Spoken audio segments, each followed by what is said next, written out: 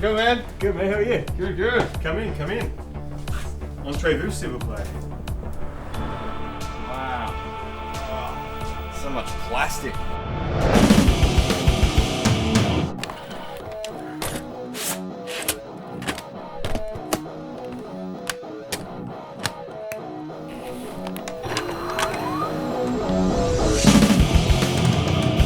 They call us tapeheads, a nostalgic breed of video hoarders. I'm on a quest to find some of the biggest physical media collections in the world, to find those long-lost films that have only survived on the VHS format. So join me and my crew as we take a look at some of the most insane collections. Dust off those VCRs, it's playback time.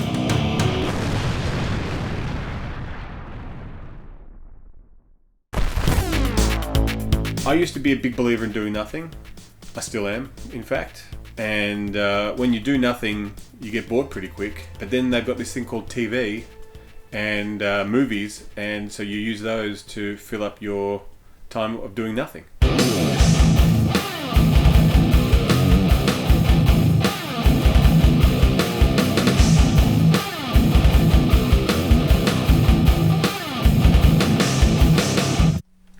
This is insane. Yeah, I don't even know where to start. I started collecting tapes late 90s, and then for one reason or another had to move back home to my parents' place, and so I called up a friend of mine, Anthony, and I said, hey mate, I've got to get rid of my tapes. I've got no room for them. I can't have them in the house anymore. They've got to go. And it's hard rubbish collection day tomorrow, so if you're here in the next half an hour, they're yours, otherwise they're going in the bin. And he rocked up in that next half an hour, took all of my tapes, and then 10 years later, he called me up and said, I'm moving for the third time in 3 years. I can't take these tapes anymore, so if you come around, you can have them, and my tapes as well. So that's where the majority of this stuff came from, my original collection and his tapes on top of it. Wow. How many would that have been? Maybe 2,000 or 3,000 tapes. And pretty much they're all organised by label. So like directly behind you there is the Columbia RCA Columbias, Yep. and Opals and whatnot, and they're mixed in VHS and Beta.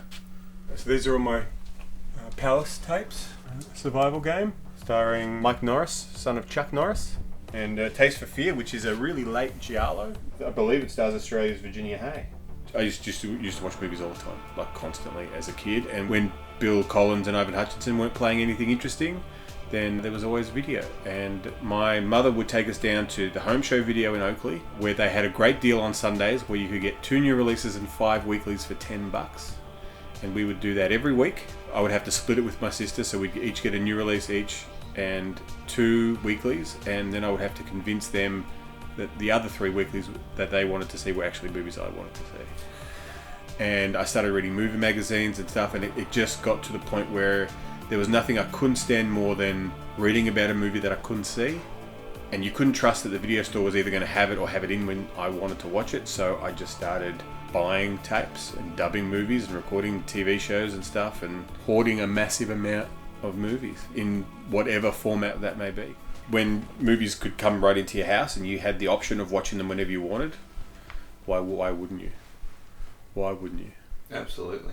These are my little pride and joys, the Schlockbuster releases. Zombie-thon, which is basically a trailer anthology. Creepazoids, starring Kim McCamey, who I think at the time was maybe even doing porn under the name Ashlyn Gear, and Linnea Quigley, directed by Dave Dakota. Yeah. Waldo Warren, Private Dick Without a Brain, which is a much worse film than the cover would let you believe. And Killer Workout, aka Aerobicide. I mean, a big part of the fun of video collecting and stuff is the hunt, is finding stuff, and that's something I think that people today don't really have to do. Like, it's on Netflix. Yep, if it's not, then either download it but everything's available all the time. Whereas for us, it was like you had to put in hours. Like, I was a member of about 30 video stores. I refused to update to DVD, funnily enough, at the start, and I was like, I just don't see the difference between DVD and VHS. Like, those early DVDs, the quality weren't, like, not on all, like, some of them were great and some of them were pretty ordinary. And it wasn't until Big Trouble in Little China came out on a 2-disc kind of fat box with a bunch of extras, including the music video and the commentary and stuff, that I was like, okay, maybe now it's time to make the change. But prior to that, I was quite happy with video. Pride and joy of my collection right here. So the Australian Vestron release of Chopping Mall, and then I believe I don't know if it's German or Dutch release of Killbots, the original title for Chopping Mall. Yeah, that Killbots is rad. Well, I know you found I did find Hard Rock Zombies. Hard Rock Zombies, and the second cover for Hard Rock Zombies, Wow. which is actually, I believe, it's a flip cover for Throne of Fire. There's House on a Straw Hill and its original release expose. Is there a particular genre that you're fond of, or growing up did you kind of watch everything? I mean, what's the deal? Because you've got a massive collection of pretty much everything and anything in here. Yeah, look, I mean, I think my tastes were pretty mainstream as a kid. Like, I kind of grew up watching Bill Collins and Ivan Hutchinson movies on TV, so I always liked the classics. And then, once puberty hit, anything with TNA in it, I was up for. I wasn't as into horror back then as I am now. Like things like Worms and Satan's Cheerleaders I loved. I always liked weird stuff that was just a bit different. That was kind of what I was into, and still into. My ultimate holy grail tape, the one that I spent the longest looking for, Spermula on Video Classics Gold. Who'd you get it from? I got it from Stephen Fredericks, who I believe has been on the show. Did you watch the episode and go, I want that? That's exactly what happened. I literally shat my dacks when I saw it. Yeah, right. And I think I had to trade a very minty fresh copy of... Splatter University? I think maybe Splatter University, Palace Explosive, to get it. Check this out. So this is my little Andy Sedaris section, but this is a factory sealed beta of Hard Ticket to Hawaii, never opened. Huh. No way. Yeah. It's original case. That's cool, man. So you can actually see what these X rentals looked like before they were, rented. Yeah. Because a lot of them, they're not sealed. Yeah, that looks like they're never rented, and they probably never are. But because it's sealed, you get to see what it looks like, what the real case is. Yeah. Yeah, that's the sick. whole thing. Is there anything you ever watch, like you finally get around to watching one, and then you're like, oh, that was no good. I don't know if I want to keep it anymore, or I wouldn't. Or is it too much an attachment because it's part of the collection? I would never get rid of a film because it wasn't any good. Like, that's half the time, that's the point. Cyclone, starring, was it Heather Thomas?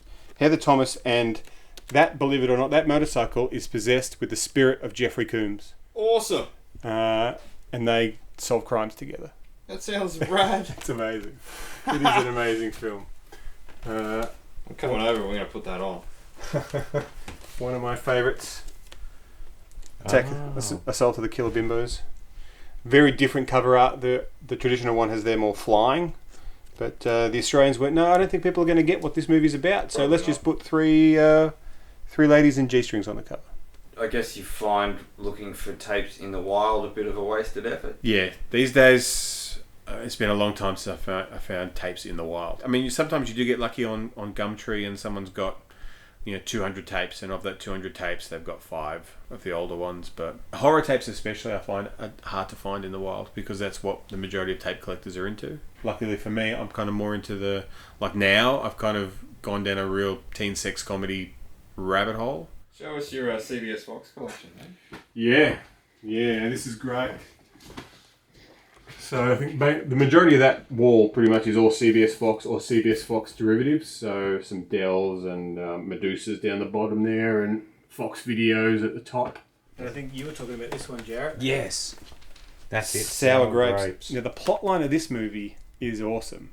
They make this beer super addictive, and everyone becomes hooked on it, and they lower the drinking age to 6. And so the movie just features a bunch of drunk kids. I do like a good 80s Mark Harmon romantic comedy. This is where he's got a couple girls on the go, isn't it? They're all his movies. Yeah. It seems to. Yeah. I've got another one over there, Prince of Bel-Air with Kirstie Alley. Oh, yeah. Basically the same plot. Sounds like a film worth winning, really. I mean, I'm 40 years old, and by no means am I the youngest video collector, but neither am I the oldest. So, say in 40 years from now, when those younger collectors, the ones in their 20s, start dropping off, what's going to happen to these tapes? Because these days, like kids don't even know what DVDs are or Blu-rays. Like, what's a disc? What's the disc for? They don't understand. So what's going to happen? Like, you're going to end up with deceased estates, which is where a lot of collectors get their tapes from now. But who's going to be left to pick up the torch and keep collecting? Coming up next on Video Hoarders. It's very hard to come by getting videos, but toys and 90s toys is my bread and butter. Yes, I got my Turtles collection. Yeah. It started since I was like 5 years old. My new baby that I just got yesterday. Oh my goodness. My prop replica Chucky. Probably my favourite thing on this wall is my bootleg Toxic Avenger. No way. Yeah.